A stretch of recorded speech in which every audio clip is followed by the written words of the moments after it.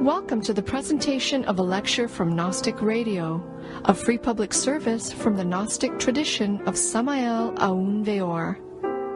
Gnosis is the root wisdom of all the world's great religions. Gnosis is a universal teaching of practical science, whose goal is absolute liberation from suffering and the complete development of the human being. This lecture is one of hundreds available as free downloads, podcasts, or transcriptions.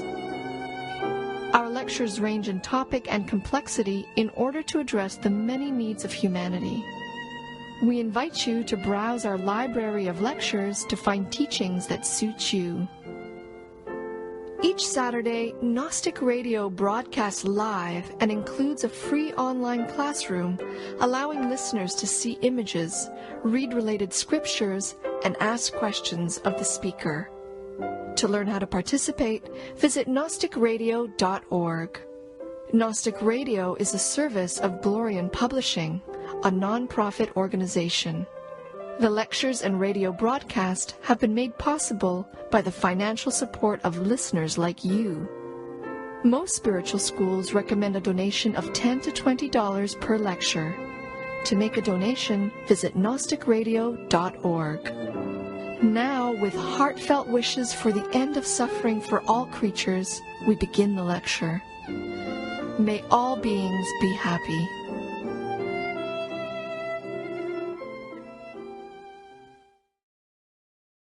Tradition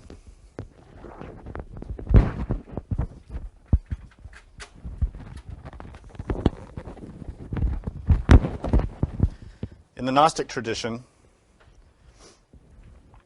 we're interested in understanding something about life, not just going along with the flow of everyday existence. But students of Gnosis want to penetrate the veil and see something fundamental and true.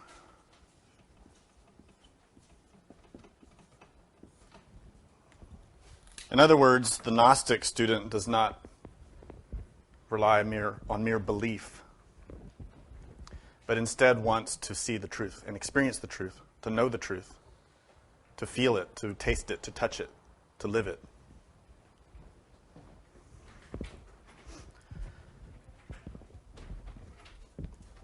In order for us to comprehend that, what Gnosis means, what it is, as opposed to just a theory or an idea or a word that we talk about, we have to utilize a very special form of energy. A form of energy that all of us have, but that unfortunately we've never learned how to use. And so it goes ignored, wasted, and in the worst cases, misused. That energy is the same energy that causes everything to exist. It is the very force, the very fountain from which all life is nourished. And that energy is in us, in every level of what we are as a human being. So the Gnostic student is seeking how to first recognize that energy, to know what that energy is. Secondly, to harness it, to learn how to grasp it and use it. And third, to direct it by will, to use it for the benefit of everyone. So these are three essential phases through which every spiritual aspirant of any tradition ultimately has to accomplish. The first is to know what that energy is, to recognize it, to see it, to experience it, to taste it, touch it, to use it. That energy is the very fuel of spiritual experience. Everything that exists is subject to cause and effect. In order to arrive at a given circumstance, a given experience, the causes must have been produced for that experience to occur. In order for you to take a walk, there are many causes and conditions that have to be satisfied in order to allow you to take that walk. You need a healthy body. You need a place to walk. You need to know how to walk. You need the freedom to walk. Similarly, spiritually, if we want to walk spiritually, we need to learn how. We need to set up the causes and conditions. And then we need the freedom to do it. Karma, cause and effect. There are a lot of factors involved in acquiring spiritual experience. Many people join different religions or schools, including the Gnostic tradition, and mistakenly assume that once they've heard the theory, or once they've accepted it and begun to believe in it, that they're on their way to God. This is mistaken. It's only that first stage of learning about the energy, learning about the parameters, the causes and conditions. But you have to go to the next step, which is to use them, to apply them, to actually activate, to actualize those teachings in your life. And this is true whether you call yourself a Gnostic or a Christian or a Buddhist. It is insufficient to merely believe. Belief doesn't create anything. What creates is action. And that's really the root of the word karma. Karma means cause and effect, but the root word is karman, which is Sanskrit, and it means act. So karma really is the law of action and consequence.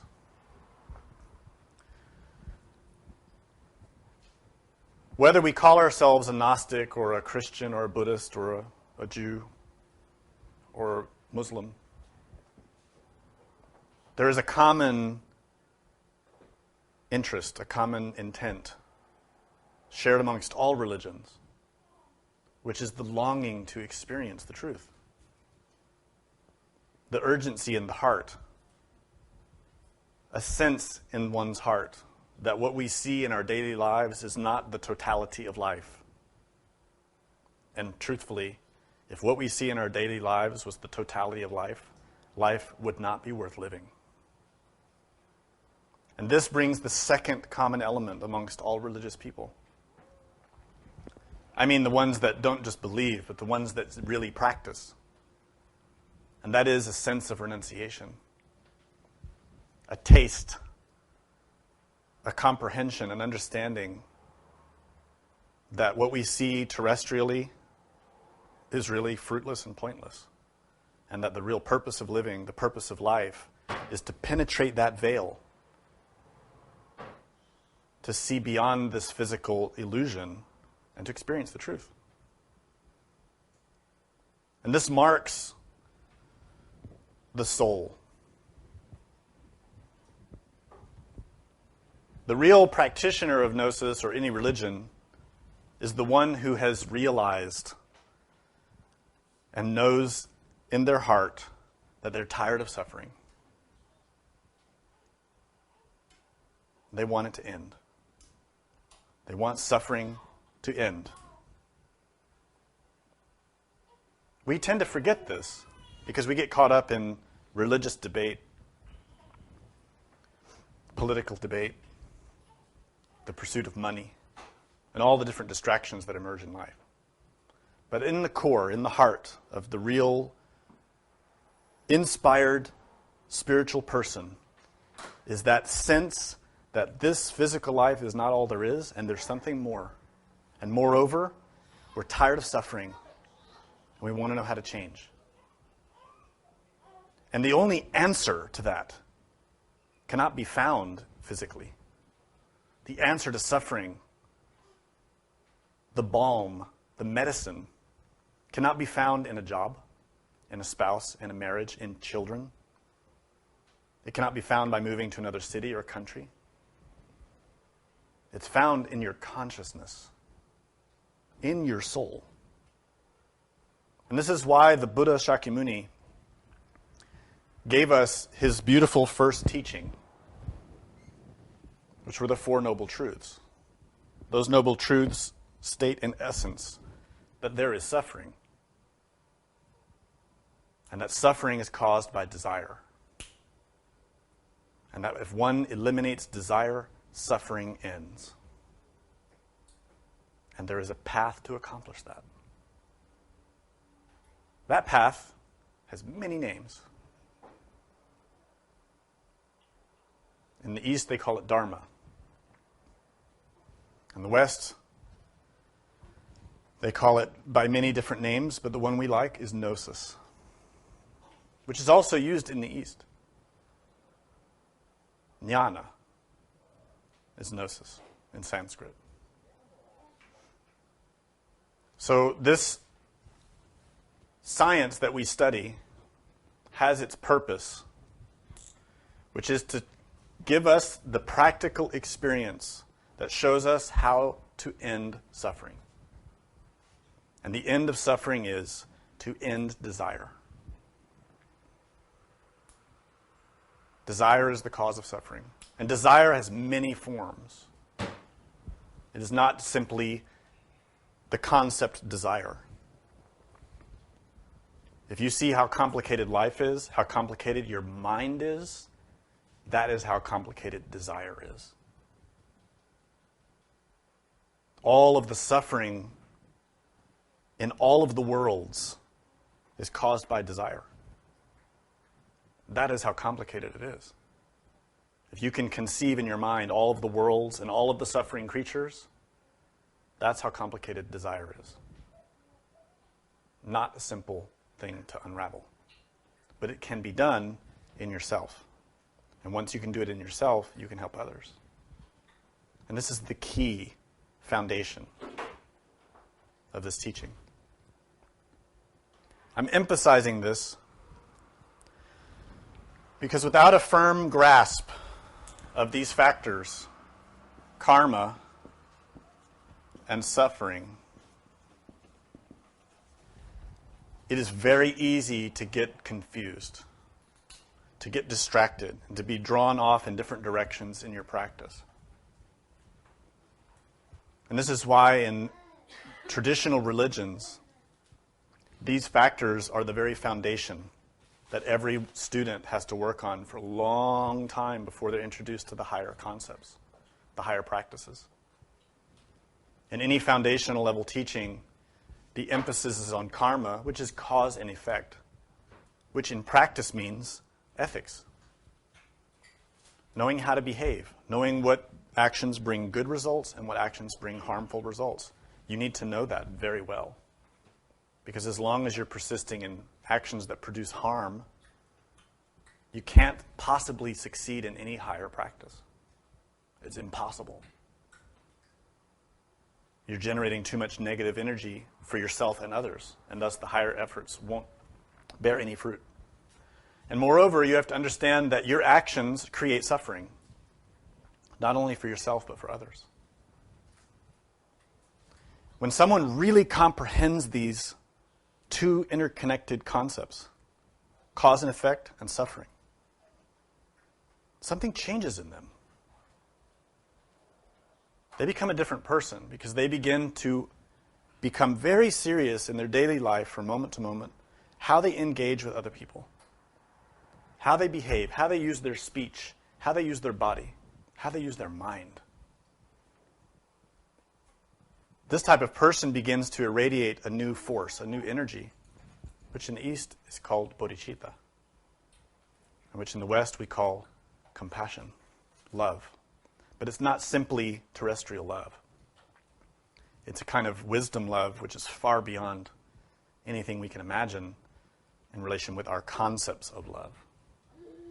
It is a conscious love, the kind of love that a master has, an angel. It's the love that an angel expresses.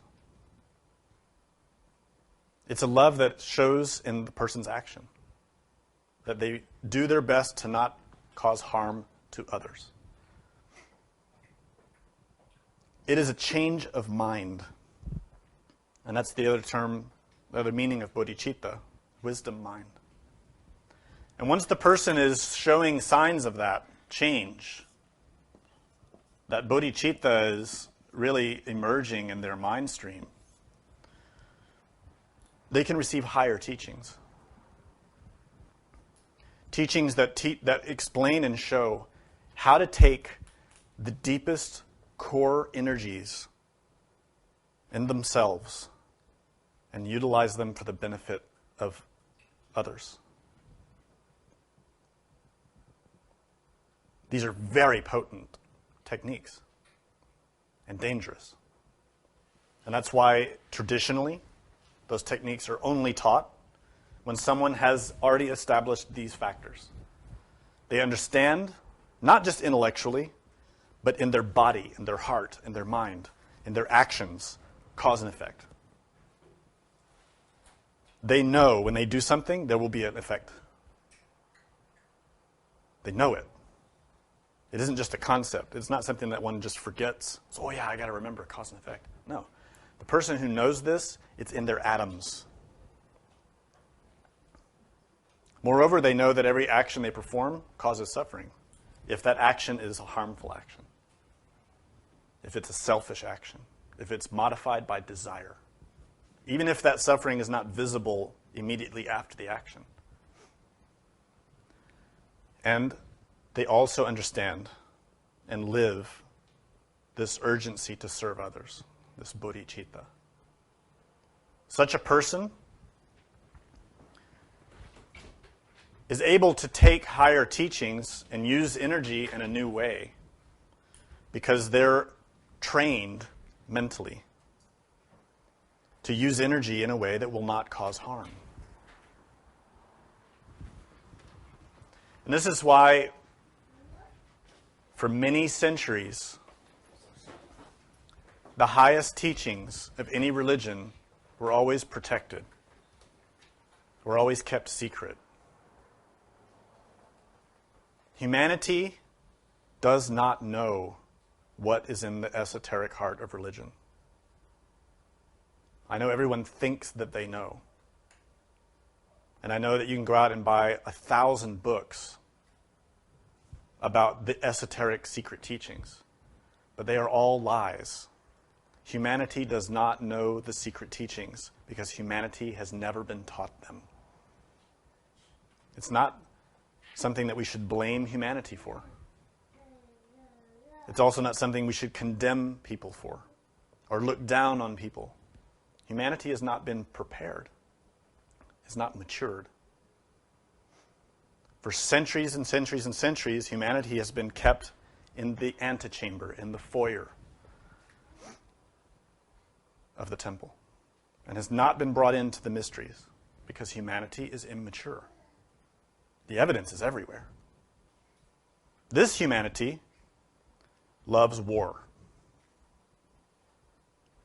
That's why we've had a continual state of war for decades on this planet. Go back and see if you can find 1 year without war. You cannot. That's why this humanity has been kept from the heart of the mysteries. And that's why when you hear people saying this and that about the secret teachings and claiming to be this and that big shot, you should just ignore them.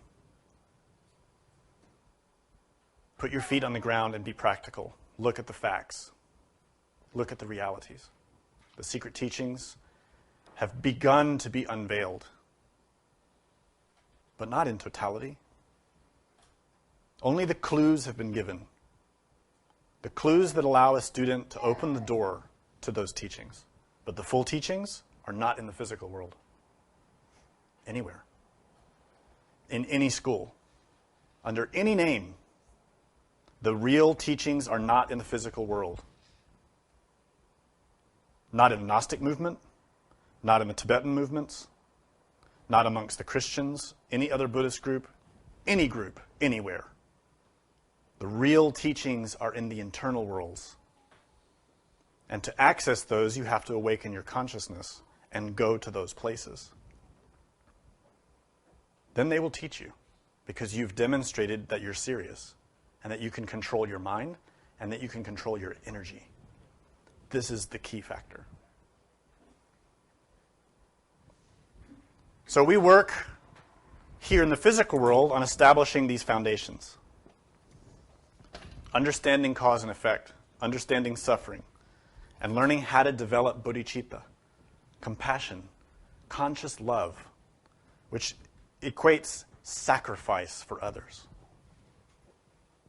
Bodhicitta is an entirely new mind. It is Christ mind. It is the kind of mind that is only concerned with the welfare of other beings. It is that mind that can use the higher teachings. If we don't have that, the higher teachings are completely useless for us. In fact, they can be dangerous. And that's why they're withheld. And you'll probably understand a little bit more about that as we go through this lecture. So as I started, our goal or our interest spiritually is to have experience, to see the truth, to know something about what's happening on other levels of existence. Not just this physical world. But where do we really come from? What is God? What do dreams mean, really? Those types of questions cannot be answered through our senses. They cannot be answered through a book. They can't be answered through any kind of belief.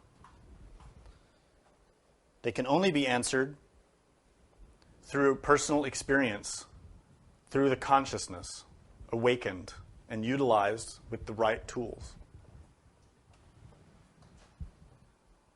To do that, we have to begin by using the physical body that we have now. This is our vehicle, our vessel. The physical body is symbolized on the tree of life of Kabbalah as Malkut, which is the lowest sphere. Malkut relates to the physical world and to the physical body. Malkut is the third dimension. So take a moment and become aware of your physical body. This vessel, this vehicle that we all take for granted, is the vehicle that you need in order to have spiritual experience. I know that we like to think that spiritual experience has nothing to do with the body, but that's wrong. We need this body, and we need it to be healthy and strong. We need it to be very relaxed and in balance.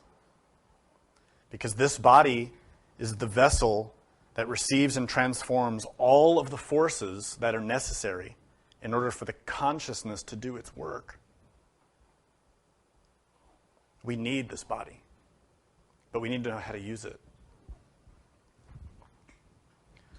The ultimate goal of Gnosis, of the heart of any religion, is to fully realize the capacities of our consciousness, to fully develop ourselves as a human being, to become a real human being. That ultimate possibility we've seen expressed in all the greatest masters of every religion. Jesus, Buddha, Krishna. These great masters who've displayed unimaginable love and intelligence. That ultimate potential is symbolized in this image, in the hands of this Lu. This being that's depicted here rising out of the waters is called in Tibetan Lu. In Sanskrit, the word is Naga. Naga means serpent. This Lu, or Naga, is a type of race, a type of being that is not human, and that doesn't generally appear in the physical world, although they can. They are elemental spirits, primordial intelligences of nature that protect a vast amount of knowledge and energy. Any shaman works with Lu, the forces of nature. Those forces of nature are outside of us.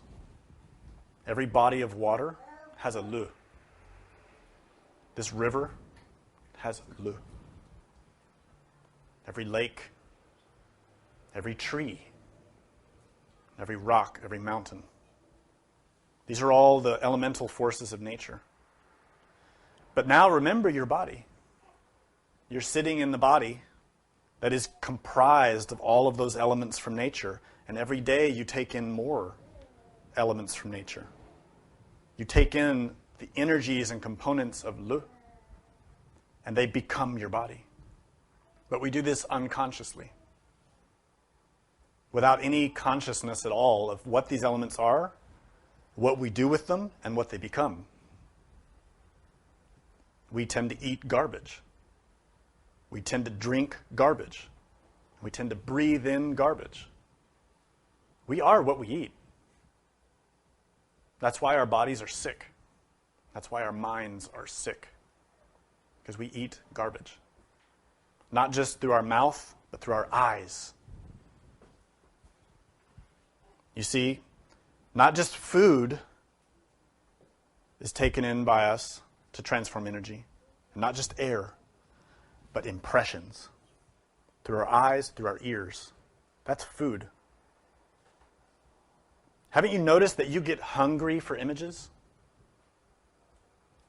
That you hunger for your favorite TV show, or your favorite book, or your favorite magazine, or your favorite music?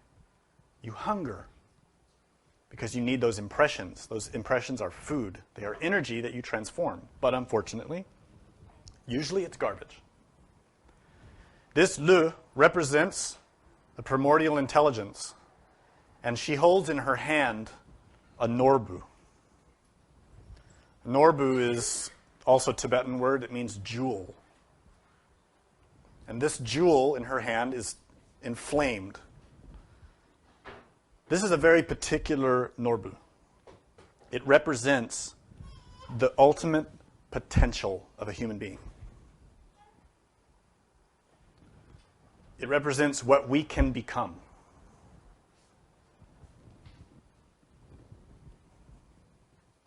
We can be that. The Sanskrit equivalent, Vajrasattva. This word Vajrasattva means diamond soul. A perfect soul. A diamond is what we consider the perfect gem. And why is it perfect? Because it reflects light. And that's what a perfect soul does. It receives all the light of the universe and reflects it out to create beauty. Not to create war and violence and lust and pride, but to create beauty, the beauty of the divine.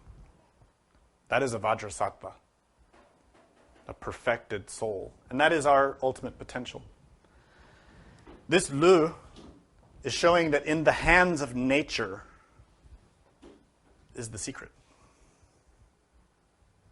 But notice that the Lu is rising out of the water. This is the hidden aspect of this teaching. The water is where that secret potential is hidden. Not physical water.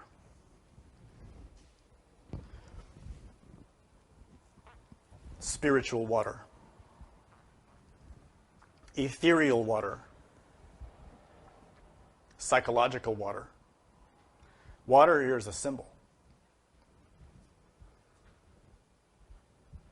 Water is a symbol in every religion. Very important symbol.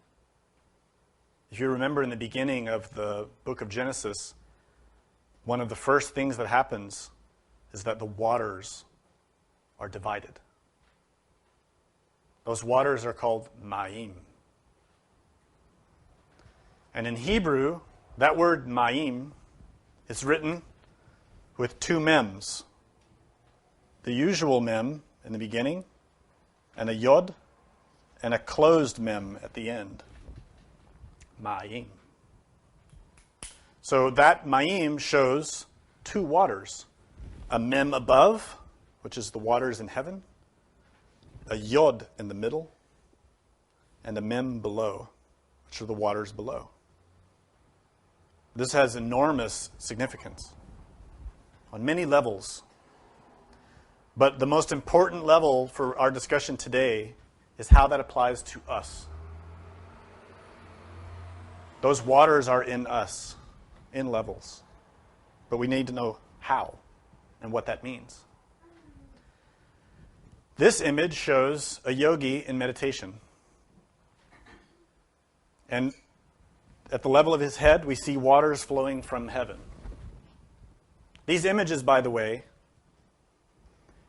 are from murals that were in a secret temple in the Lukang in Lhasa, Tibet, that were forbidden for anyone to see except the Dalai Lama.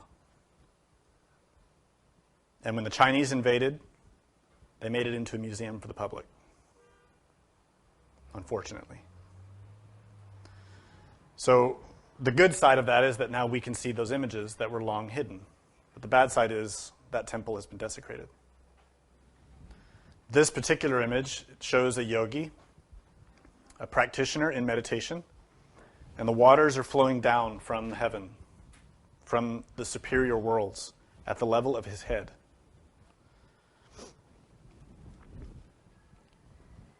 Those waters are the waters of Shamayim in the Bible. Shamayim means the fiery waters, literally in Hebrew. But it's usually translated as heaven. But the word Shamayim is Mayim plus the letter Shin. The letter Shin means fire. So the fire is in the waters. This yogi is working on meditation, which is a practice to work with the mind. And this image is showing that the mind is intimately related with the waters. In other words, when we write the word Mayim vertically and we place it over our body, the first mem is in our head. And did you know that your brain floats in water? That is the waters of our own personal heaven. The waters above. But those waters in our spinal cord and around the brain do not merely sit in one place. The waters that the brain rests in are the fluids of the spinal column, and those fluids go all the way down the spine. Those waters flow through our nervous system. Those waters are very important. So this meditator is working with the core aspects or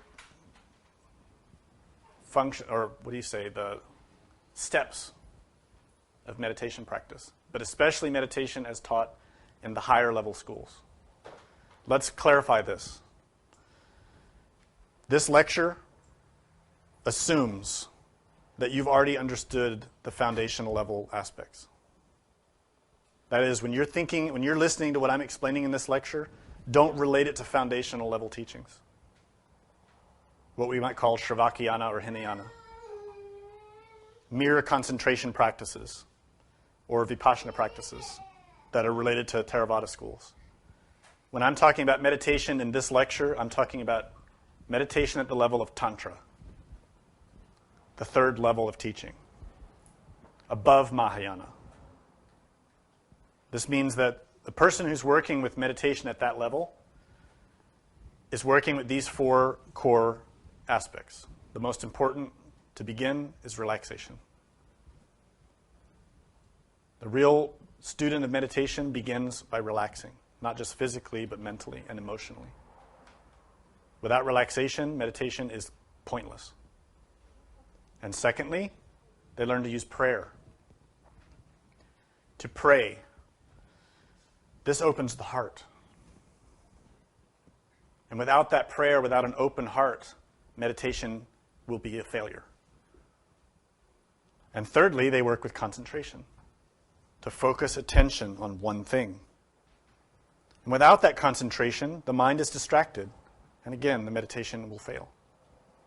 And the 4th component is visualization, in which the person uses the powers of imagination to see. This is when the meditation succeeds. So to repeat that, this is what we studied on our recent retreat. We always begin relaxing. And really, we should be relaxing ourselves continually, all the time, to be continually preparing for meditation. We should never be tense. Tension is frustrated desire. If you ever find tension in yourself, it's because you're frustrated. And that frustration is a frustrated desire. Could be anger, could be fear, could be lust, could be pride. And if you're tense, you can't meditate. So we start with relaxation. So this yogi in this picture is very relaxed. I know this posture probably wouldn't be relaxing for any of us, but he's used to it. Of course, he's been painted on that wall for a long time, so I think he's had a long time to get used to it.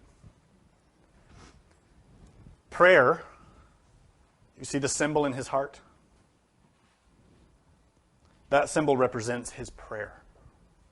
That is the Tibetan letter Ah. You remember in recent lectures about the runes, you've been hearing about Ah. This is extremely significant. Remember, it's the first sound the baby makes when it comes out of the womb. Ah. It is that first emergence of the breath. This Ah is in the heart. And below it is a lotus, an emerging flower, which is the flower of the heart. This is showing that our prayer has to be sincere. It's not just prayer in the mind. Oh God, please give me that car. Oh God, I'm sorry I did bad today. I'll do better. Please forgive me. It's not intellectual. Prayer is emotional. Prayer should emerge in the heart. And prayer, when it's effective and sincere, opens the heart. This is so important. So let me repeat. Relaxation. This relaxes the body, the mind, and the heart. So that when we pray, the heart will open. We might be relaxed physically, but we can be very tense emotionally. When our heart is filled with resentment, or worry, or anxiety, when we're stressed about work, or our spouse, or our children, prayer cannot happen. Meditation cannot happen. We need to be relaxed. We need our heart to open, to be sincere, to talk to God. That opening of the heart is a prerequisite for meditation. It has to happen. Then becomes the next step, which is concentration, which is where we begin to focus our attention. And this effort to focus attention is related with the pineal gland, which is in the center of the brain in those waters.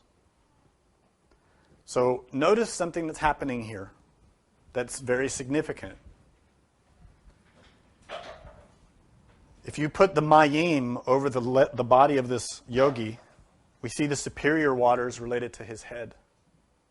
We see the yod related to his heart. And we see the lower mem is related with the base of the spinal column, which is the sexual water. The waters of sexuality. the creative waters from which all life emerges. In other words, through relaxation, prayer, and concentration, we open up this connection between the lower waters and the superior waters in us. Why is this important? Because we want to know God, right? We want to experience the truth. We want to experience the reality.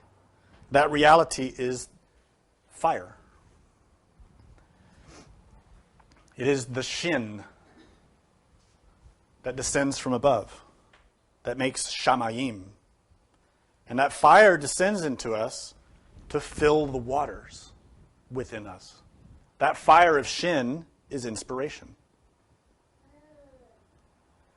You know, the Master Samael taught that meditation has 3 phases: imagination, inspiration, intuition. The steps I've explained so far take you up to imagination. You relax, you pray, you concentrate. You imagine. And when your imagination begins to show you images, because you're relaxed, because you're prayerful, and because you're visualizing and concentrating, imagination opens and you see, then inspiration comes. That is that fire, shin. If you don't know what I'm talking about, if you've never had that experience, that's why I'm giving this lecture. To help you find out why. What I'm describing in this lecture are fundamental principles that anyone can use, and that are harmonious with any religion, with any practice. But in order for you to have experience of God, you need the vessel. You need the causes and conditions that will allow that experience to happen. Firstly, you need a physical body, which luckily we all have. It may not be the body we want, but we have one. If we take care of it, we can have those experiences. But something needs to be there.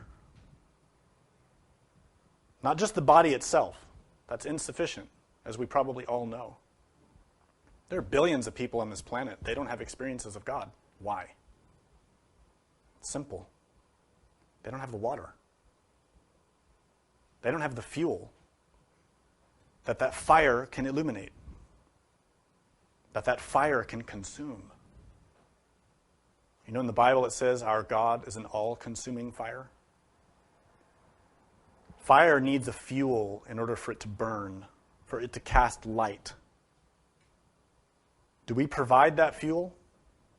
Is there something in us that God can use as that fuel in order to illuminate our minds and to awaken the fires of our heart?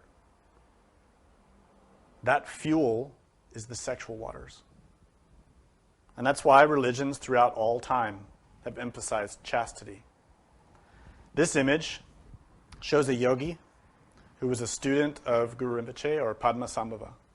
This yogi's name is Jnana Kumara. That name is significant. It means king of gnosis. Jnana means gnosis. Kumara means king. This master, Jnana Kumara, is here shown in this image in a pose that reflects his mythology. And in his mythology, he's depicted as hiding himself in a cave for many years, sustaining himself with one thing, which is water that he took from the rock. And that's what we see. What does he have in his hand where he's gathering that water? Can anyone tell what that is? I bet you can't. It's a human skull. The top part of a human skull in his hand that he's gathering the waters in.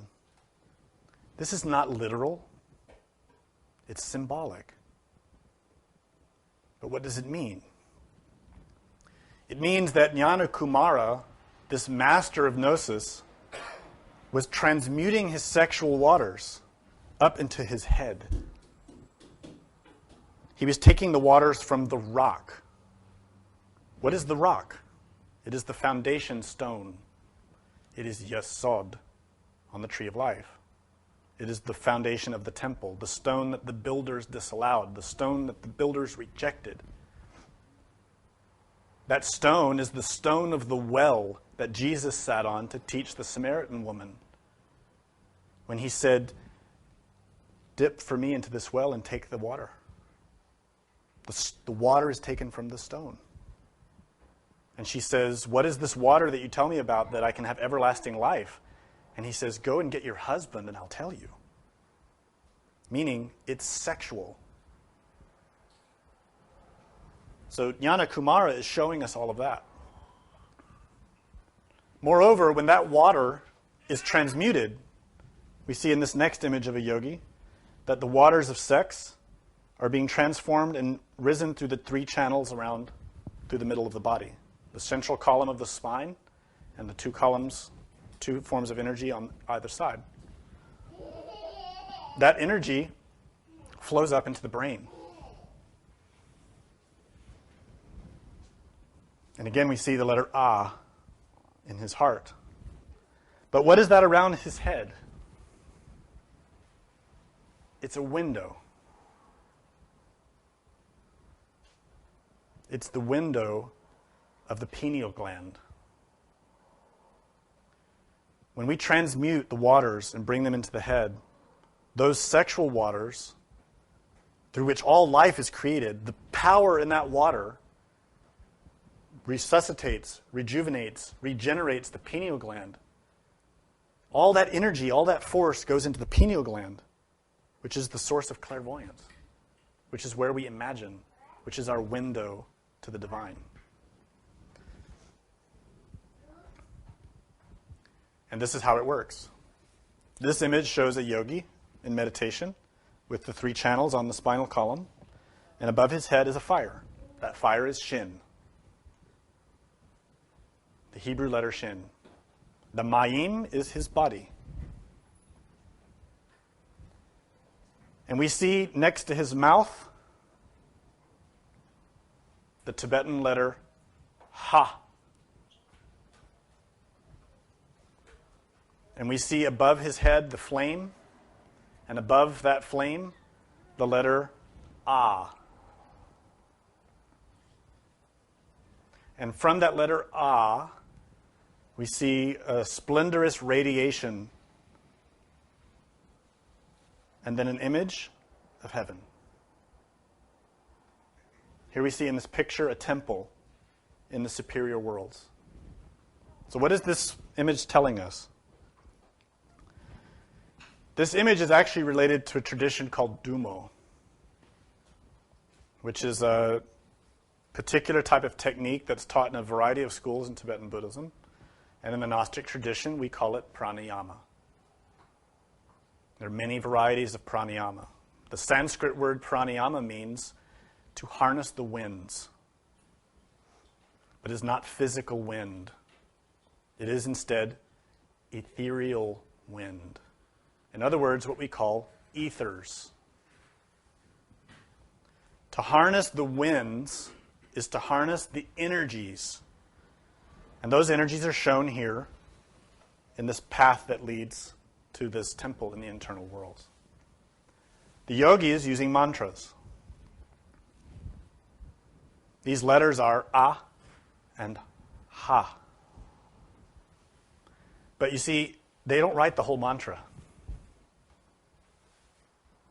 Do any students here get what this mantra is? Exactly. Ham Sa. And you see the trick? Do you know the sound that fire makes? Sa. This Ah, or Ha rather, by his mouth, is the Ha when we breathe in. We breathe in the air to take the vital currents, the ethereal currents, into the body. And we imagine that rising up the spinal column as we vocally, or not vocally, mentally pronounce the mantra, Ham. And all that energy is going up the spine into the brain. That is the lower portion of this image. Ham.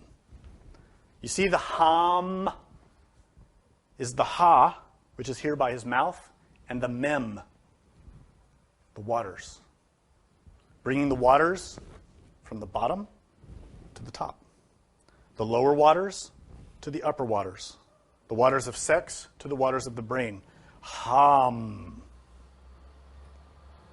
And that fire that's in the water irradiates the brain, rejuvenates it, gives it life and energy. And then the yogi says, sa, with the exhalation. So in total, this causes the fire in the waters to rise to the brain and illuminate the pineal gland and open clairvoyance to give us the power to see. Very beautifully illustrated in this ancient painting. So why aren't we doing it? This is the technique. Simple, effective. It works.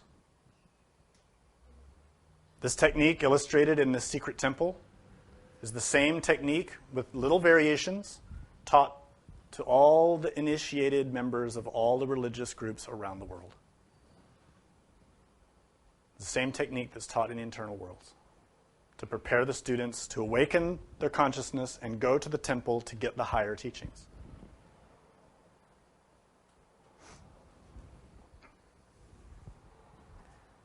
Everything you need is here.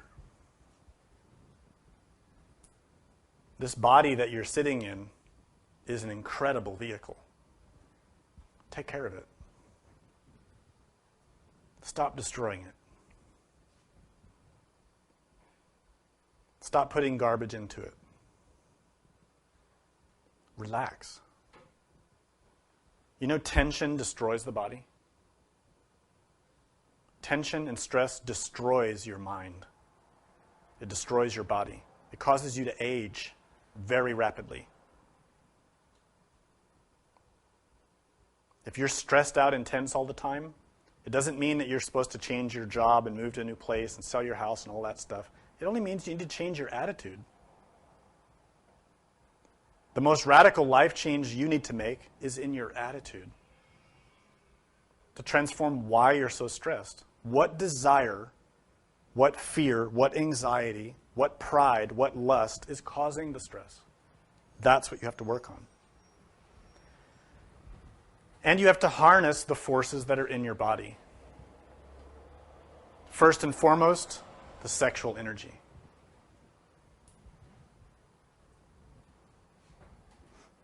The sexual energy is the most powerful force that we have access to. A single sperm creates a life. That's a lot of power. Moreover, that single sperm, that single ovum, contains absolutely everything that you are, synthesized into that one little thing. There's a lot of power in there. And let's look at this. Your parents, even though I know you don't like to think about it, they had sex at least once. I know it's disturbing, but they had you. And that act has a lot of power. And in that moment when the conception occurred, those two tiny little organisms united and became one and began the process of decoding your karma and elaborating a body as a reflection of your karma, of all the causes that you'd already put into motion in your previous existence. So for 9 months, that body was prepared in the darkness, and then it was propelled out into the physical world to start suffering, to start paying its debts. But let's look at how that process happens. From that moment of birth to 7 years of age, you're basically learning how to use that body, how to move all of its pieces, how to walk, how to run, how to ride a bike, how to climb a tree, how to use your tongue, how to talk. You're learning to develop your motor skills. And moreover, you're beautiful. Every child is beautiful. Perfect. Really. Irradiating so much beauty. And then around 7, we change. The karma is getting more intense because it's starting to incorporate into our psyche. We start to get grumpy, irritable, proud, vengeful, afraid. We start developing our intellect. We start trying to figure out what the world means. What is my life all about? What is this place that I'm in? We have a lot of questions. And that goes on for a few years, till 13 or 14, usually. And then we start to feel something different. We start to develop emotionally. Friends become more important. The opposite sex, who used to be really disgusting, is now all of a sudden not so disgusting. And we start to change and become an emotionally engaged person, social.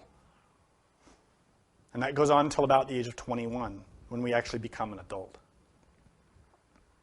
But let's point out something very important that happens in these 3 phases. There's a very significant change that happens. Traditionally, it was around the age 13 and 14, where our beauty goes away. It starts to. That beautiful child starts to become the unbearable teenager, who might be attractive physically, but emotionally and mentally starts to show a lot of conflict, a lot of problems, a lot of pain, a lot of struggles and difficulty. Why? When we're growing up, in those first few years, all of the energy in our body is focused on growing that body. And the most profound growth happens between birth and around 13 and 14.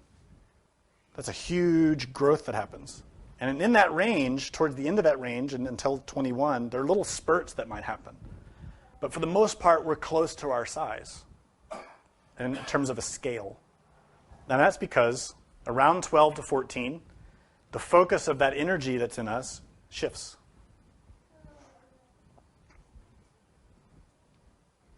It changes with puberty. That beauty that we had as a child, the energy that we had as a child, changes. I don't know if you have a way to observe children now, but when they're young, they have a lot of energy, and we adults cannot keep up.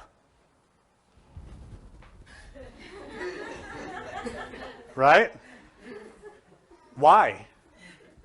What is the difference between him and me? Not just age. It isn't just age. There's another difference. He's not wasting any energy. He's very active, but he's not wasting any energy. All his energy is in him, flowing naturally and normally the way it should be. In other words, his mind is not running like a freight train. His heart is not surging with a lot of anxiety and stress and worry and attachment and fear and desire. His mind is empty. His mind is only concerned with that apple and that tow truck and how interesting they are. And that's it. He's not thinking about the bills. He's not thinking about what are we going to do today. He's not worried about anything. He's in the moment. He is here and now. That's it. That's why he has so much energy. And he's so happy. And he's so beautiful. And we're so ugly. And in pain. So when we reach puberty, this energy that was elaborating the body and helping us to develop the mind shifts and begins to focus on developing the heart. But because of our karma, because of our desire, we start to make a lot of mistakes. That energy, the sexual energy that has been perfecting us and growing us, is too much. If you're an older person, just remember how much that energy burned you when you were 14, 15, 16. And how much that energy would just take a hold of you and shake you like a rag doll. So that you didn't have even any control over your mind. Young men get erections without wanting it. They can't control their eyes. They can't control their thoughts. Young women have surging emotions, taking them to the heights and into the hells. That is sexual energy in motion, psychologically, in us. But unfortunately, we never learned how to use it. Unfortunately, we went around to our friends and learned how to masturbate. We learned how to have sex with each other. We learned how to look at pornography and to start digesting a lot of romance novels and romance movies to transform that energy. And that's how we entered into a lot of conflict and turned that energy from something creative into something destructive. That's why we're in the state that we're in now.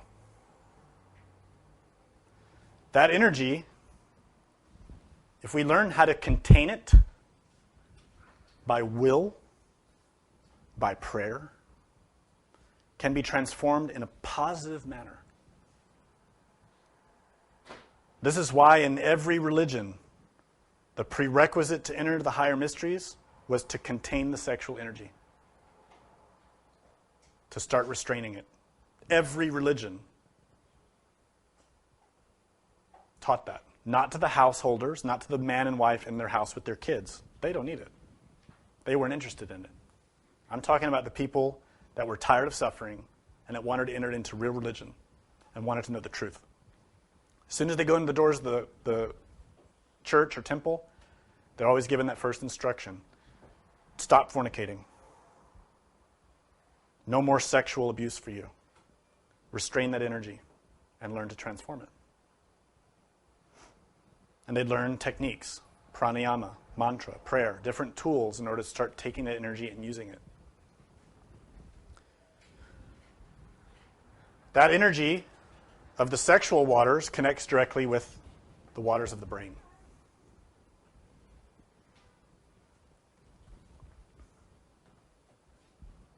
Some people nowadays, and to be specific, doctors, say that masturbation is healthy.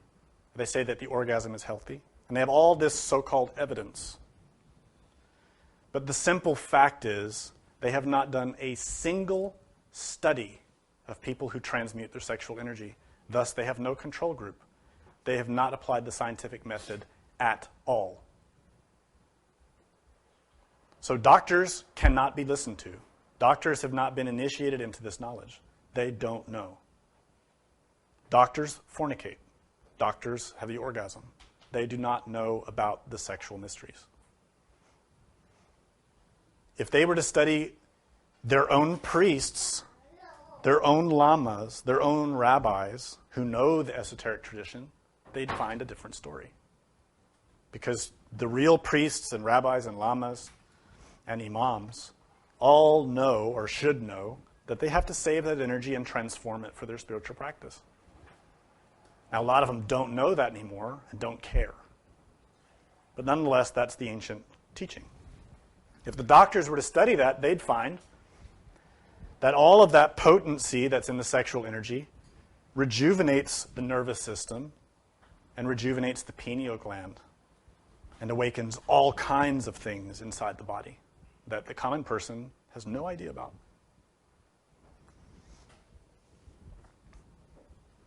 specifically chakras. This image is from a Tibetan medical tantra. It's a few thousand years old. And this image shows the intimate connection between the sexual energy and the mind.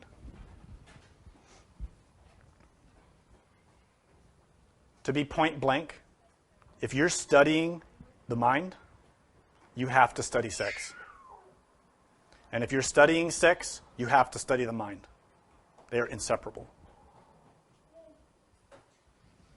In fact, if you study Mahayana Buddhism, then you know about the term bodhicitta. But if you've not been introduced into Tantra yet, then you don't realize that bodhicitta is a word that hides the real meaning. Bodhicitta means compassion, cognizant love, and comprehension of the absolute. But in Tantra, bodhicitta means sexual energy. This is a very deep teaching that very few people get. And what it reveals is the full development of bodhicitta is dependent upon sexual energy. If you don't work with sexual energy, you can never develop bodhicitta, ever. Now, this is a very important point, because there are 3 classes of Tantra. Really, if you go to any group that claims to teach Tantra, they're all going to talk about the same kind of things. Most of them nowadays just talk about sex. And most of them use that as their hook. To say through Tantra you can have more orgasms, or through Tantra you can have more pleasure, or through Tantra you can unite with God, etc., etc., etc. The more serious ones will tell you that Tantra is not just about sex. That the word Tantra means continuum of energy. It doesn't mean sex. It means continuum. And it's a class of teachings in order to harness that energy and to awaken consciousness. And it's very serious and not easy. But nonetheless, a lot of them will talk about bodhicitta and awakening compassion for others. The difference is, if you study them, you need to see if they teach 3 essential factors: birth, death, and sacrifice.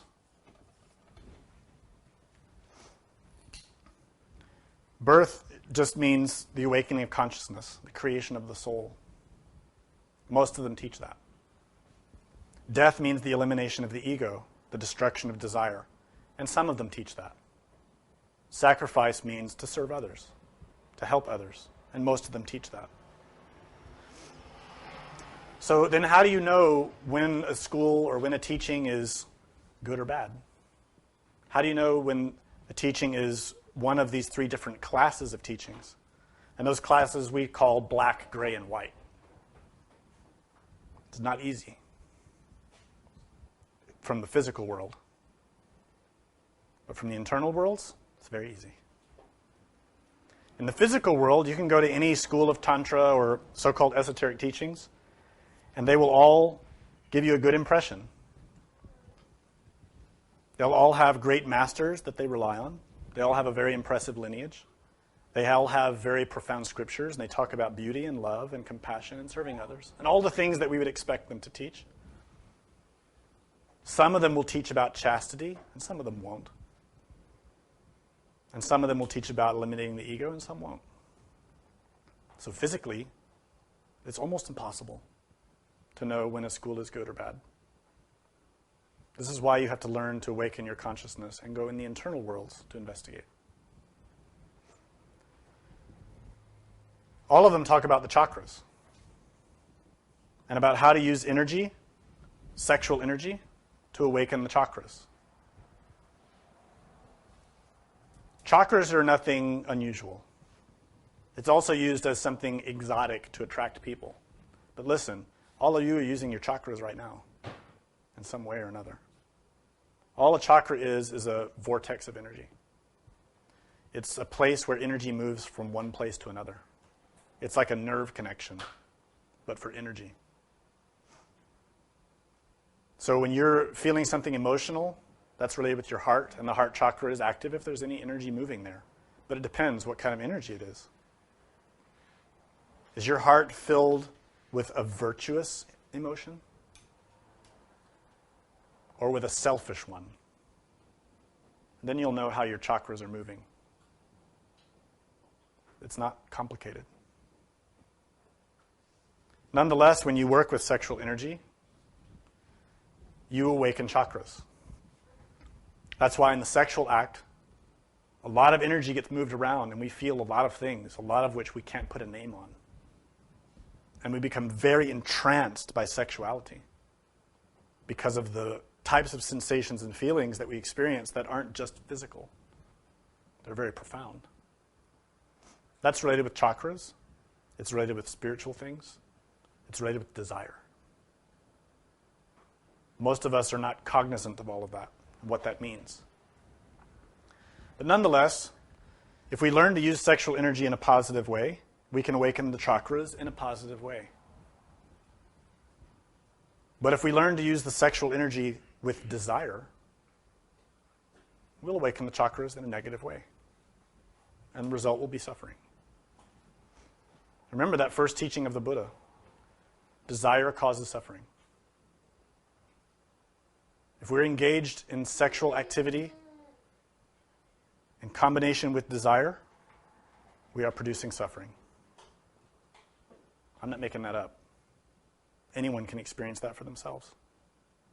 And it's also the basic teaching of every religion. So we need to understand what this means. In our physical body, we have all these forces. We need to learn how to use them properly. Here physically, we experience many things. For example, all of you can sense and be aware of a thought, right? You know when thinking is happening. But thoughts are not physical, right? I mean, they use the brain, but the thought is not in the brain or part of the brain. It's just flowing through there. Thought is not physical. It's related to the fifth dimension, related to the mental body, what in Kabbalah is called netzach. Emotion also. We sense emotion, and we might feel some kind of sensation sometimes if an emotion is very strong. But generally, we just sort of sense it, but we're not exactly sure where the emotion is or where it comes from. And that's because also emotion is related with the fifth dimension. It isn't physical. It's related with the astral body. And moreover, we have a lot of energy in us related with the vital body. This is the energy that gives our physical body the capacity to be active. This is the root of the energy that we see children using. It's the health and vitality of their vital body. What's important to grasp about this is that the vital body is a conduit for thought, emotion, and will.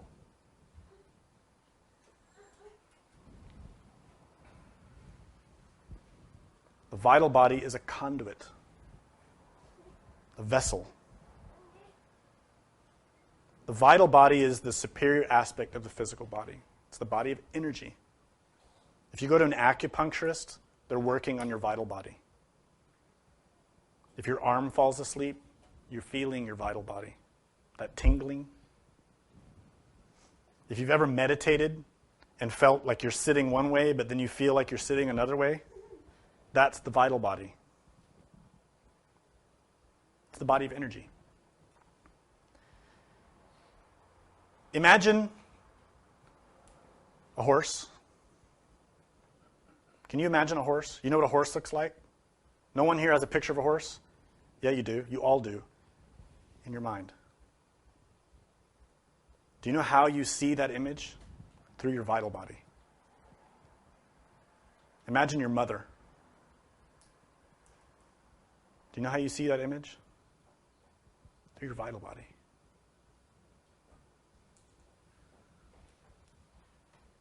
Now, your vital body is where all your energy is, especially your sexual energy. So now, what do you think happens when you misuse that energy? Remember I explained about this meditator who's drawing energies up from the sexual organs up to the mind, working with this energy that descends from above, right? This is made possible by the vital body, not the physical body. The physical body is just flesh.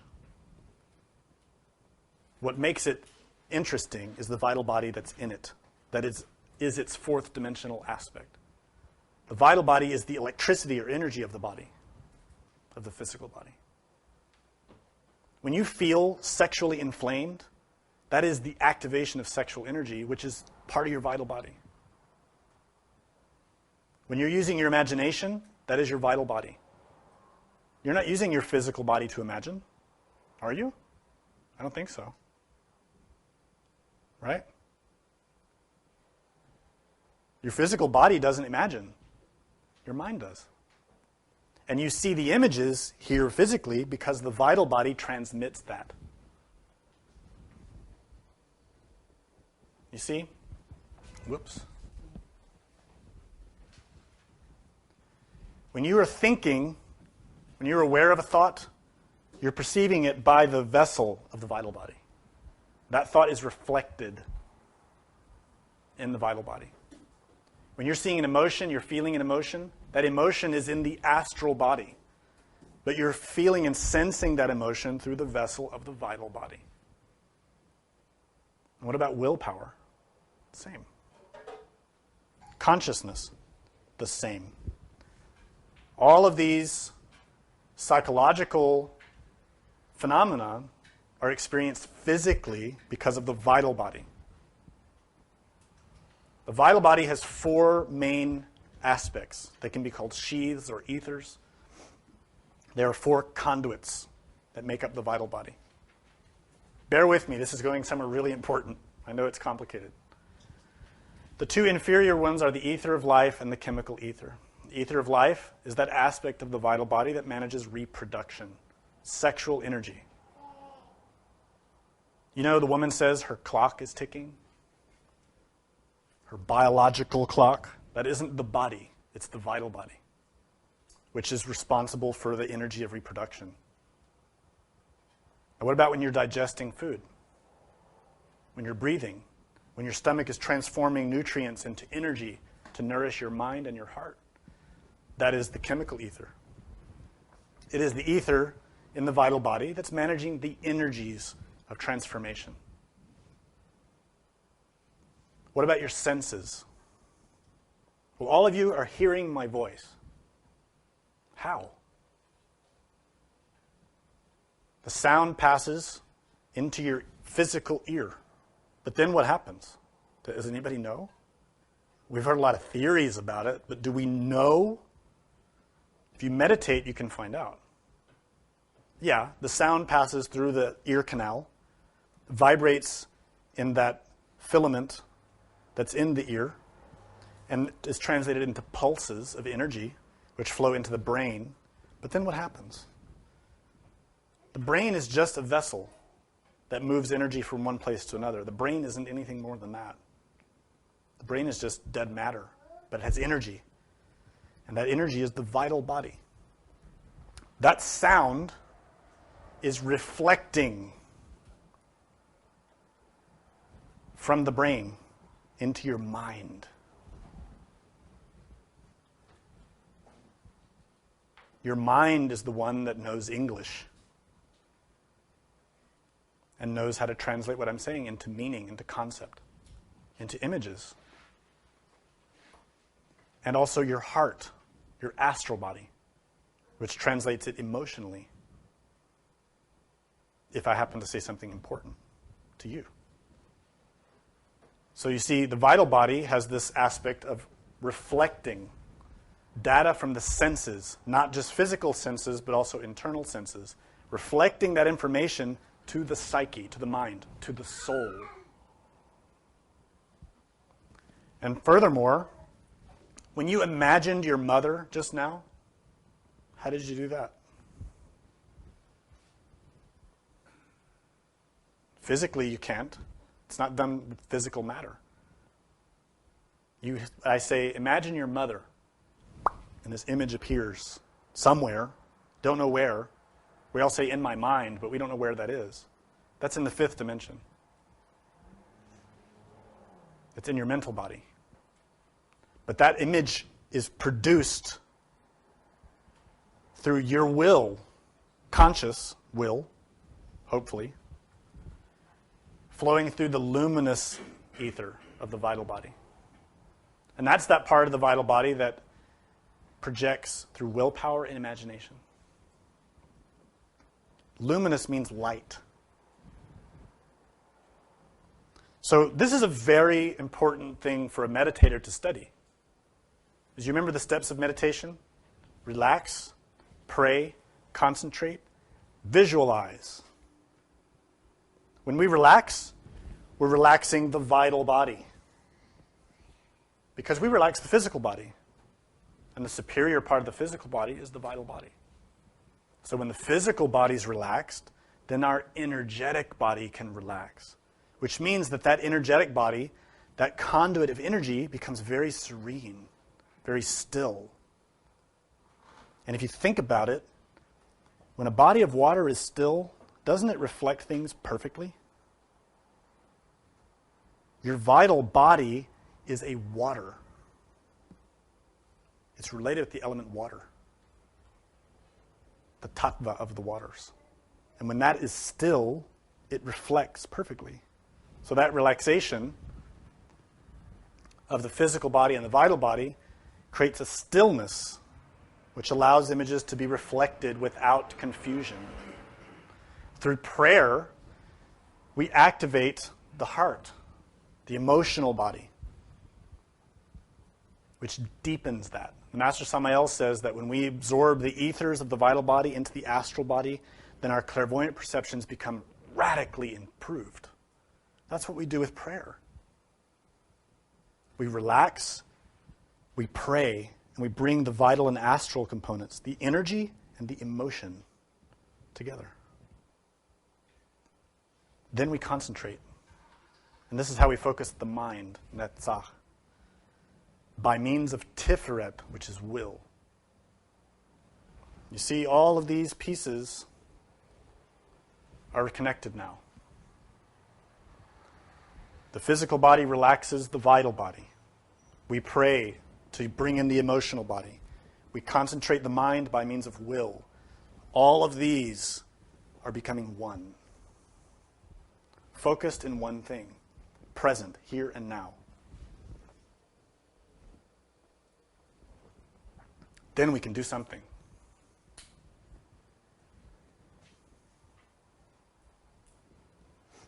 This is when magic happens.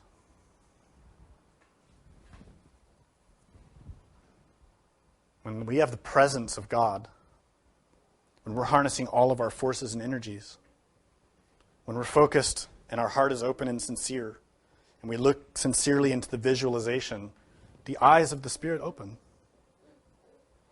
Clairvoyance, imagination, the power to see. That's represented here in this image. This image represents Guru Rinpoche, or Padmasambhava, who brought Tantra into Tibet 1,000 years ago, taking the form of Vajradhara. This form represents the unity of imagination and willpower. The unity of wisdom and method, which in some Mahayana traditions is translated as action and vision. I don't remember the Chinese terms. I think it's Su and Xin. I don't remember. But what this represents is how from the waters emerge life, spiritual life. If we want a spiritual life, we have to look in the waters, our own waters. Whether we are a single person or a married person. The secret is here. If you've ever looked at, watched any tantric Buddhist lead a ritual, they always use these two elements, a vajra and a bell. The vajra is that element that looks like a symbol of infinity. Looks like this. Because it does represent that. The term Vajra in Sanskrit means thunderbolt. It represents a phallus, male sexual organ. The bell, on the other hand, represents the feminine sexual organ. That's why we have to work with both, the Vajra and the bell. Male, female. That is the secret of Tantra. Whether we're single or in a couple, to use that energy in harmony, in balance with the divine. This image shows how that's done. This is a picture of Vajrapani. The name Vajrapani is Sanskrit, and it means Vajra in the hand. I don't know if you can see what's in his hand. That is a Vajra. It is a male phallus. And what this deity is representing is the ferocity of willpower needed to maintain control over the sexual energy.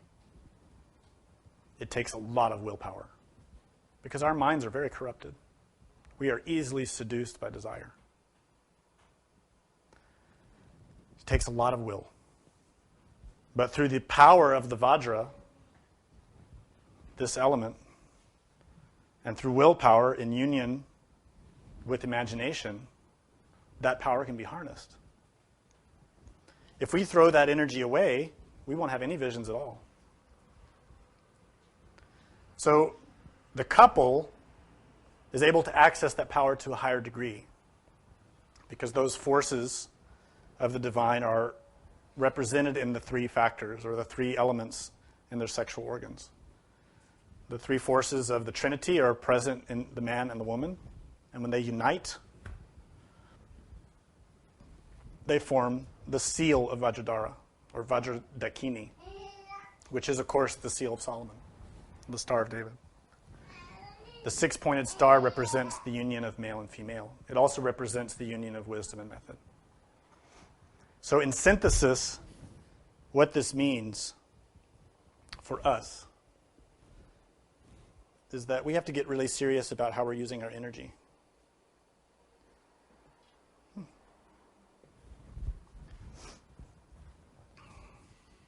well.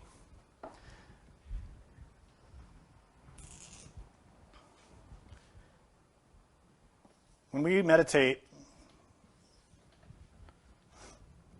we need to look practically at what we're doing. Meditation is the way that we're going to stay inspired in our work. I know the teachings are very beautiful and complicated, and we've given hundreds of lectures, and there are hundreds of books, and it's enormously beautiful and complex. And we need to know all the information. We need to study, and that's what prepares us to interpret our experiences. But if we're not having experiences, what are we going to interpret? If we're just studying and studying and studying but have nothing to interpret, we need to reevaluate our practice. We need to be having experiences. I'm not saying that we need to be going off to visit the planet Mars in our astral body every day. That would be awesome. But at the very minimum, we need to be seeing how we're causing suffering today. That's the kind of experience we need. Practical experience that helps us unravel the problems that we have and the problems we're creating for others. The fuel for that is in us. It is these waters. It's how we use the waters of the sex and how we use the waters of our mind. The relationship between them, as I was explaining in the beginning, is that yod, the Hebrew yod. That letter, which is between the two mems, is really significant. There are a few lectures about the yod that we've given that barely scratch the surface. That yod is the smallest Hebrew letter. It relates deeply to who we are as human beings. Our essence, our core, our synthesis is a yod. The yod represents a man, a woman, a person, but as a dot, because we really are that. We're just insignificant dots of dust in the cosmic scale of things. But in that dot is the potential to become a complete human being, a Vajrasattva, a diamond soul. And that's why the symbol of the yod is exactly equivalent to a symbol in Tibetan Buddhism, which is called tigle. Tigle is also translated as dot or drop. And the tigle represents a spot or dot of primordial consciousness.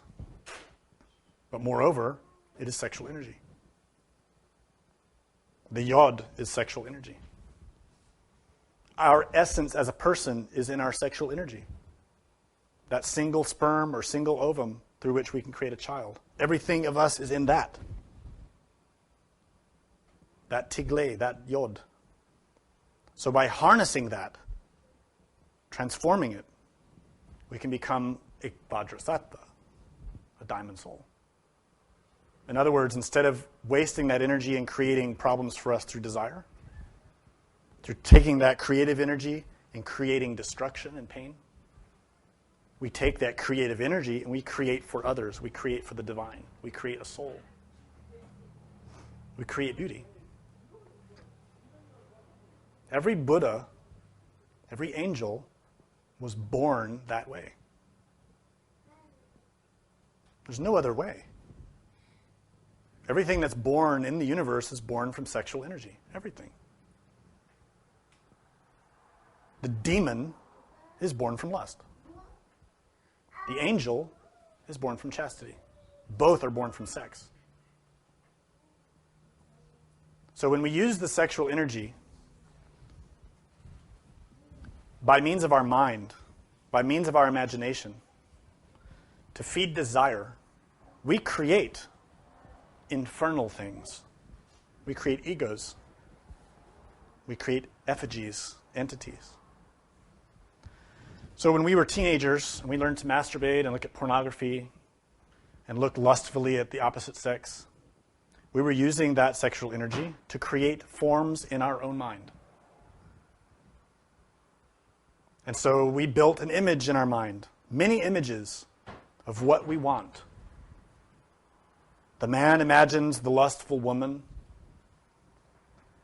doing all the things that he wants her to do, and with his own sexual energy, directed through his vital body in relation with his mind, he produces forms in his mind. Those forms are real. And those forms want more energy. And so that man starts to have dreams with that woman that he's imagined. And that woman in his dreams comes every night to get more energy. So every night he's having dreams and spilling his sexual energy and having wet dreams, nocturnal pollutions. And the same happens with women. The woman has imagined this perfect man, this prince who comes every night to be romantic and woo her. And she gets aroused and loses her sexual energy through that imaginative act. And that feeds that form in her mind. And night after night, that form comes to get more energy. These are real things. They exist. And every one of us has them. So if we're having trouble remembering our dreams, if we go to sleep at night and we're completely unconscious the whole night long, why? We have no energy. We waste our energy all day long in our stress and anxiety and our chasing all of our desires. And then when we go to sleep, we're totally exhausted. And so we don't know what happens to us at night. But I can give you a hint. We do at night what we did all day. That's why in the morning we wake up, I dreamed of work. I was killing my boss. And that's because during the day, you're really mad at your boss. Whether you know it or not, you have a lot of resentment. Or at night, you dream that you were having sex with your neighbor or your coworker, because during the day, you're having lust for your neighbor or coworker. And you're wasting all of your energy. And you're creating forms in the mind, which are karmic, which cause suffering. This is why we're in the situation that we're in. So the antidote in every moment. Choose consciously how you're using your energy. Learn how you use your energy and what the consequences of it are. Observe what happens. Observe what happens when you feel anger towards this person and you start thinking about it a lot. And you start dreaming about it. What is the result? The anger gets stronger. When you feed a desire, it gets stronger. It doesn't go away. But what happens if you try to ignore it? It also doesn't go away. It waits for the moment that you're not paying attention so it can rush in and get whatever energy it can get. So you can neither ignore it or feed it. You have to take the middle way, which is to always be observant of it, to not indulge in it, to not avoid it, but to watch it, to learn about it, to stop feeding it, but through knowledge, self-knowledge. If you want to take your energies and your sex and your mind in order to have sexual elevation, to improve your sexual life, do that with awareness. Learn about your sexual behaviors. Change the ones that you know in your heart are wrong. Every time you commit that act, you deepen your suffering. Every time. So stop. But stop with comprehension. Stop with understanding. Stop knowing that in your heart you know this is what you have to do. And don't go back. During the day, you have to train your senses. Because all day long we're using our energies. The sexual energies in the mind are very related. Every time you look at someone lustfully, you transform that energy that was pure, that came from God, and you make it into something demonic. And you create in your mind an image of that person. Instantly. This isn't negotiable. It isn't like you can say, well, I'm only going to look for a second because I want to understand my lust. That's a deception of your ego. Because the instant you look, that energy is transformed into lust. Even if you don't look, but the lust is there in your heart, the transformation's happening.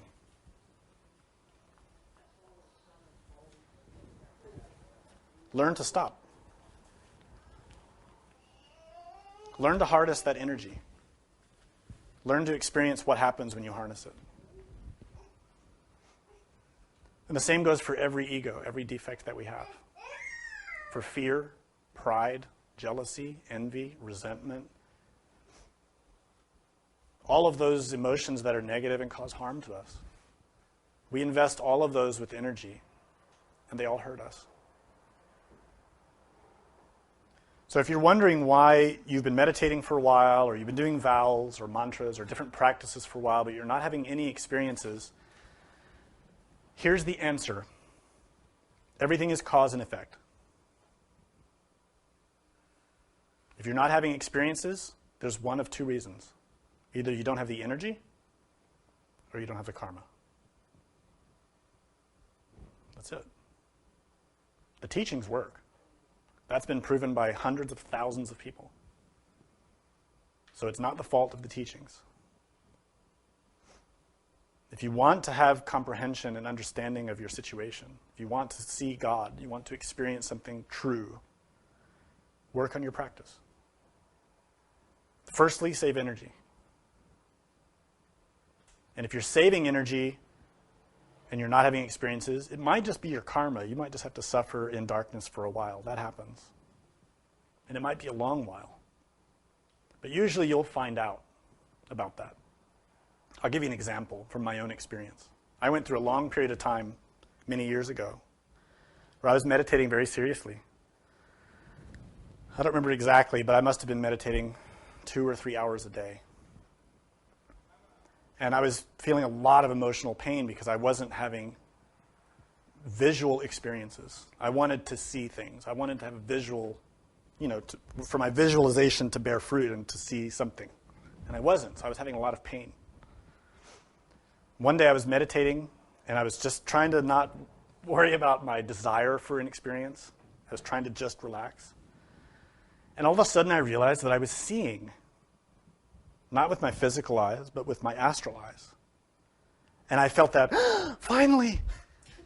And then, in that moment, it was as if a blindfold was slowly lowered over my eyes. And I couldn't see. And then I understood. It was my karma. I had to suffer that pain of that longing because of my own crimes. I deserved that. And so in that moment, I accepted it. I bowed to the will of God. I said, okay, this is what you want from me. Thank you. I'll pay what I owe. Let me pay it now and be done. So think about that, but work hard. Any questions?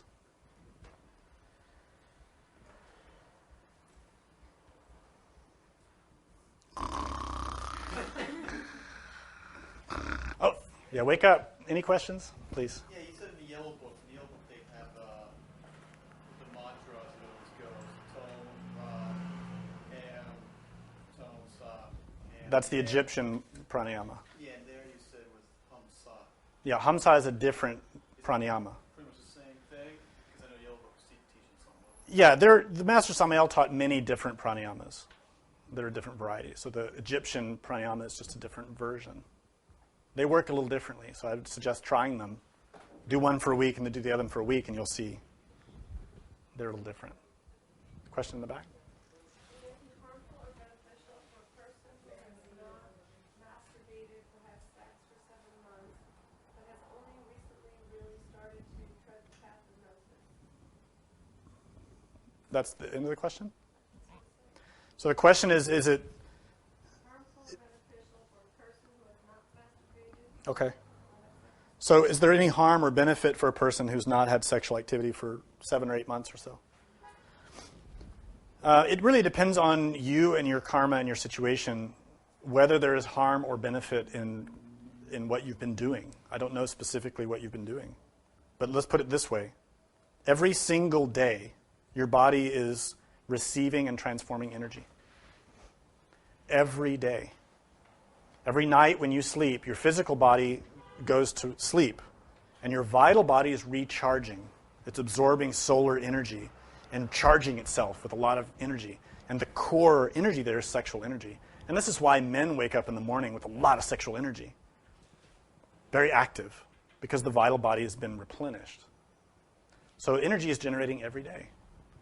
What do you do with that energy during the day?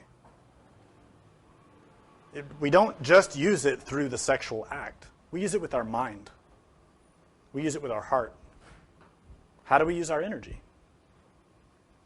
So this is a question that we have to ask ourselves. Is that energy causing harm? Or is it nourishing us? And that's really going to come down to how you behave, what you're doing with your time and energy. It's going to be different for everybody. Yeah? How can we develop bodhicitta, especially when we don't feel or cannot find a deep sense of compassion for people around us?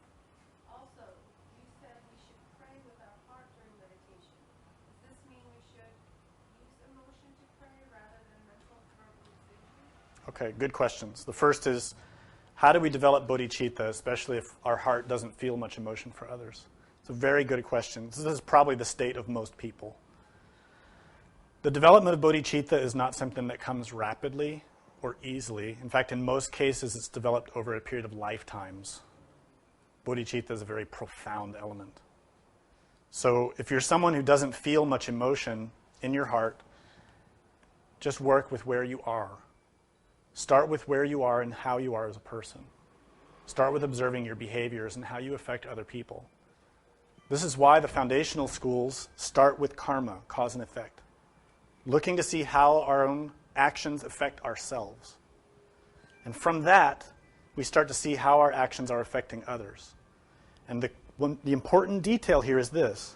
When you see and you really understand that an action that you perform hurts yourself. And then you feel pain. And you recognize suffering in yourself. And then you say, wait a minute, if I'm making myself suffer, this is not good. It doesn't feel good. It's painful. But I'm making this other person suffer too. That's what's going to awaken your heart. You're going to start to realize, I don't want to feel bad, but I'm making this other person feel bad. I don't want them to feel bad. That's the beginning of bodhicitta. That's where it begins. So work with that. And the second part of that question is about prayer. Should prayer be emotional rather than mental? Well, generally, yeah. Prayer is supposed to be an emotional connection with our own divinity. But if our emotional center is very dry, if we don't feel much emotion, then that's difficult.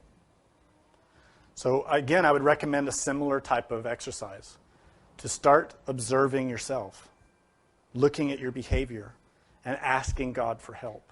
Start developing a connection with your own Divine Mother. She's the one that can revive the fires of your heart through your self-knowledge. And that relationship, that connection with your Divine Mother is what's going to open your heart. This is much easier for women. Men, it's very difficult to develop that relationship, but it's critical. Men tend to think, oh, I'm not going to be emotional, I'm a man. I have to be strong. Yeah, men are strong, but we also have emotion. And we have a type of emotion that's different from women, but equally important, equally vital. And we need to awaken that capacity. It's really important. The bodhicitta that emerges through the heart of a man is different from the bodhicitta in the heart of a woman, but we need both. So if our prayer is cold and dry and lifeless, work with visualization. Try to find an image or some reflection of divinity that you feel connected to. It might be a painting or a statue. It might be a mantra. It might be a story that you heard about a master or a divinity. And work on visualizing that and praying to that divinity to help you open your heart and develop a connection. But I'll tell you, one last detail about that. An important detail about the awakening of the heart. I was explaining to you that the way we use our energy is psychological. So the sexual energy in our vital body flows into our heart and mind. And so when we work with these practices of meditation, through prayer we open the heart, and through concentration and visualization we work with the pineal gland. So that energy is flowing upwards, right? The heart is open and active, the mind is open and active. But we're using that energy all day without meditation too. So when we're working during the day at our job and we're experiencing flashes of anger and experiences of lust and flashes of pride or shame, that same energy is moving through our heart and mind, but damaging them. When we're listening to violent music, watching violent movies, when we're engaged in any kind of lustful activity, like looking at pornography or having sex with different people, that energy is in motion and it's destroying our heart and mind. Do you know why people don't have feelings nowadays? Because they don't have feelings. Their hearts are completely destroyed. The emotional center is damaged from intense violent music, from intense violent games, from intense violent stories and movies and all that stuff that we're always feeding ourselves with. It destroys the emotional center. It loses its sensitivity. And the same with the mind and the intellect. They become damaged. What will happen if you're serious about this study is when you begin to train this sexual energy and restrain it and direct it consciously through these different exercises, all of this is restored. Your heart is restored. Your intellect is restored. You begin to regenerate. So really, science is this Gnostic studies is a science of regeneration. That energy begins to flow through the heart and make it beautiful again, and into the mind and make it beautiful again. So if you're feeling like you don't feel, and you're having trouble with your mind, be faithful to your practices. Be faithful to your Divine Mother. Transmute your energies. Pray a lot. And eventually, little by little, you'll start to see emotions emerging, new feelings, and new capacities in your mind that weren't there before. It's very beautiful, but it takes patience. There was another question. Oh, let me get some up here, please. Can you just touch on the aspect of compassion? As we all live here in this physical reality, is there ever a point where we can actually be overly compassionate, where we might have to detach from, let's say, other people or circumstances where it would be affecting us? And can you discuss more about right action in Sure. that specific circumstance? Okay. Well, let me clarify something about what compassion means. This word bodhicitta is usually translated as compassion, but it's not a good translation. The word bodhicitta literally means wisdom mind. And that sounds different from compassion. I think in the West, especially, compassion has become very sentimental. Like, we think compassion means we have to give money to poor people. That's a good thing to do in some cases, but that's not what bodhicitta means. Bodhicitta means exactly what you said. It's right action in the right moment. If you're a parent, sometimes you have to discipline your child. That's compassion, right? If you're a teacher working with a student, sometimes you have to discipline your student. And I have to talk to some of you guys after class. So bodhicitta is that. It's the wisdom of the divine. So when I was talking at the end of the lecture, probably a lot of people got lost when I was talking about action and method. This is very subtle and difficult to grasp, and that's kind of when I breeze through it, because it's going to take time for those things to sink in. That union is bodhicitta activated. And what it means is that when you have that union that's happening in you, it means that your divine is able to guide you to behave and act in the right way at the right time. None of us have that ability because we're all suffering with a lot of ego and a lot of problems. But if we're really sincere and serious, and we're really trying to listen to the guidance of God, in the critical moments, He can help us, as long as we're listening. So the answer to your question is, when you're not doing your self-will, but you're doing God's will, that's right action. And that's when compassion is fully implemented. But how to do that? It's always changing. Only God knows. Karma is very complicated. I mean, I know people who think, we have to always be like this. It's not like that. Everyone has different karma. Every situation is constantly changing. So the real student of their own inner master is always with an open mind and able to move in any direction at any time. So the will of the being is what should be followed. Absolutely. So now our job is to find out what that is. And usually He won't tell you until the last second. Well, and there's a reason for that, because we'll mess it up. If God told you, in a couple of years I'm going to put you in this Gnostic movement and all your egos have to die, would any of us go, yeah, thanks? I don't think so. We'd all be trying to do our best to avoid it.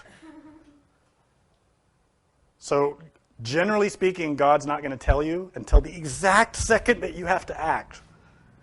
Because then you don't have time to think about it and mess it up. You have to do what you have to do. That's it. No time to think. So if you're getting frustrated, not getting guidance, just think, okay, it's my fault, because He knows I'm dumb, and He knows I'll make a mess of my life, so I just have to wait until He tells me. It takes a lot of patience.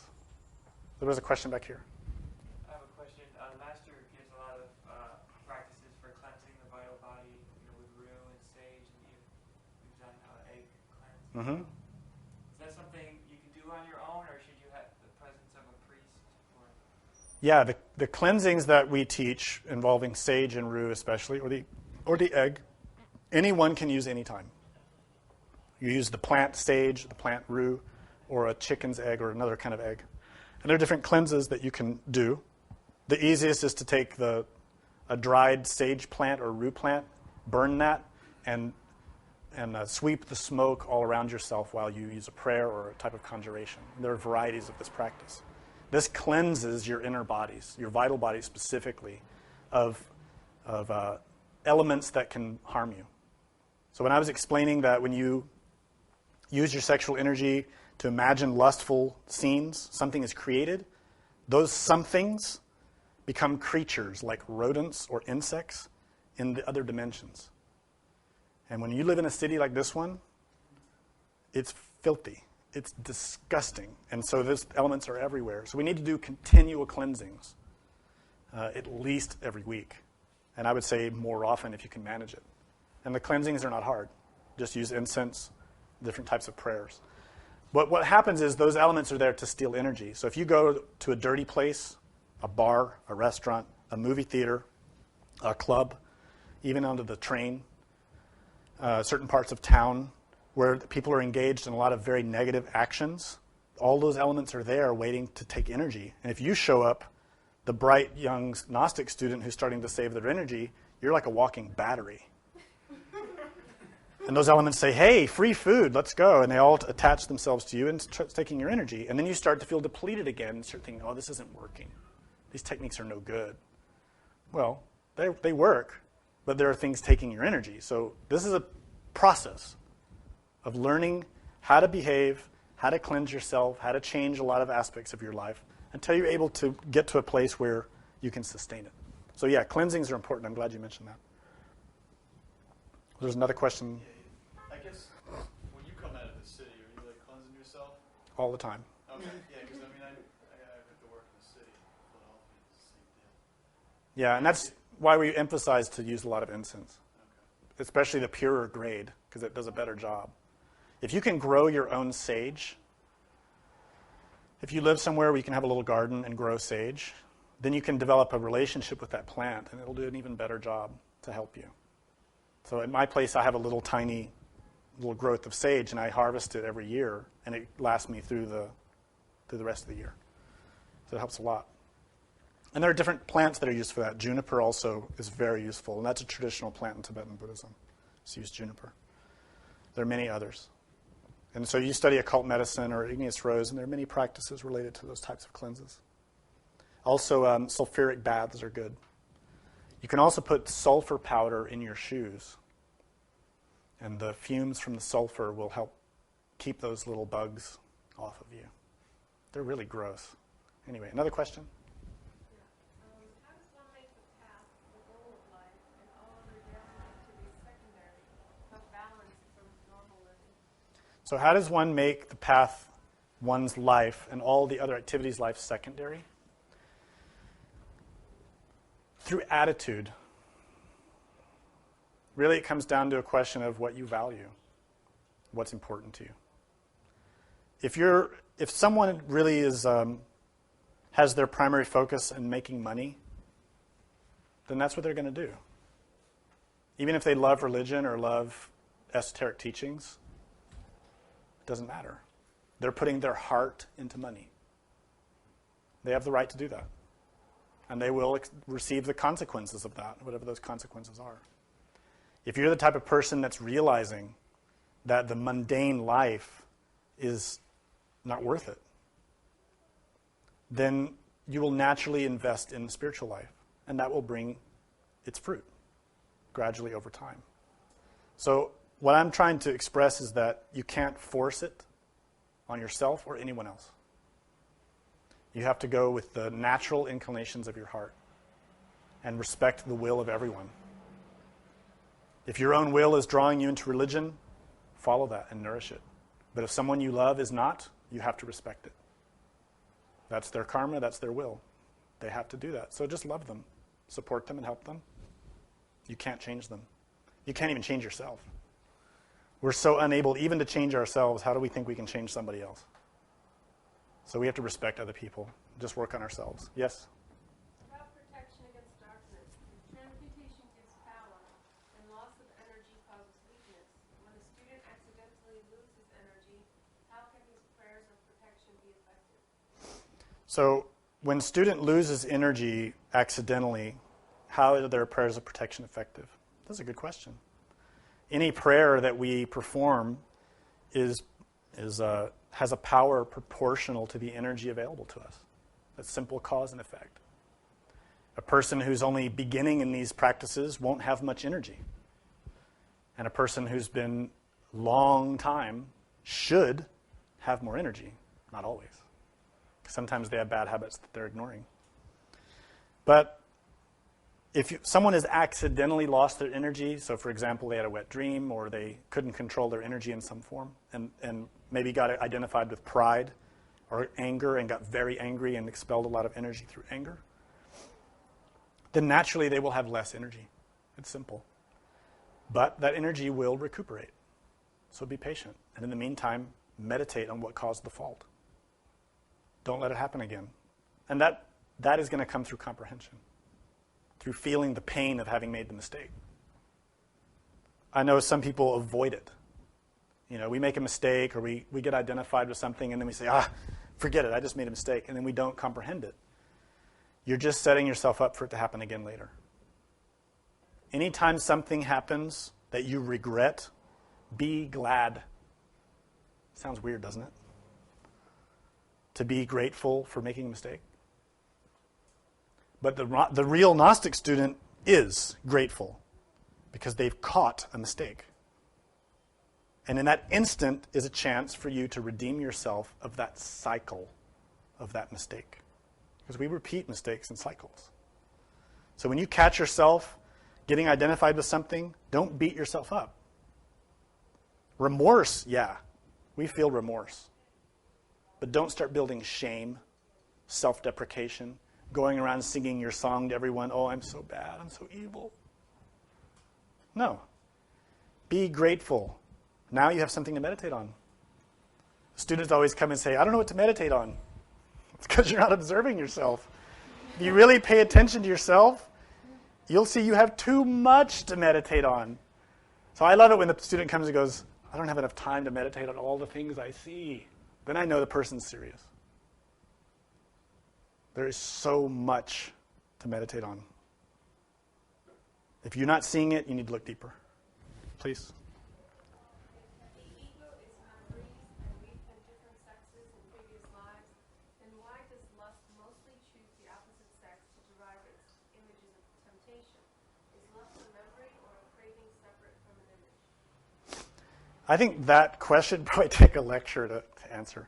The question is about lust and memories in relation with our physical body and in relation with lust for the opposite sex. So it seems like if we're born in different lives and we're different sexes in different lives, why does lust in this life only project itself towards the opposite sex? Lust that we see terrestrially during our physical life is only the superficial lust related to our superficial existence. We're not seeing the depths of it. When you start to meditate and have experiences out of your body, you will see it, and you will be very disturbed. Honestly. It is extremely disturbing to see what is truly in our minds. The elements that we've created from existence to existence are still there in our minds, but it's subconscious. So when those elements are seeking to be fed, they seek food through our contemporary personality, through whatever means they can get it. And it's different depending on the person, their karma, and their personality. It's very complicated. There's no easy way to synthesize that. But basically, what you're seeing now is not the whole picture. Meditate on what you can see and go deeper. And little by little, you'll start to understand what I'm talking about. Another one back there. Is it normal for our physical heart to be overwhelmed and start pounding, beating rapidly when we feel our heart awakening or have other experiences? Or is it a sign of resistance, for example, ego or fear? When we are working in this type of work, there are many types of experiences that can emerge in the different parts of our body and psyche. It's going to depend on a few different factors. If someone's having a beating heart or surging heart, clearly there's emotional energy at play. Whether it's positive or negative depends on the experience. Depends on the person. So you have to reflect and look into what that is.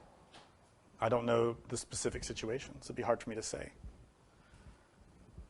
Can you repeat the name of the temple The paintings are from the Lukang. It's popularly known as the Dalai Lama's secret temple. And there's actually a book out of a lot of pictures from it. Any other questions? Wow, you all got it. Okay, thank you.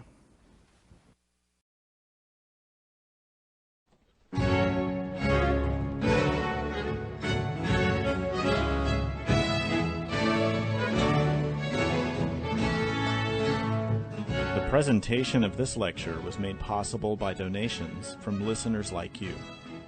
Help Gnostic Radio to help others. Make a donation by visiting gnosticradio.org. For questions and deeper understanding of this lecture, we invite you to explore the wide variety of resources available on our websites. Thank you for your support. May all beings be happy.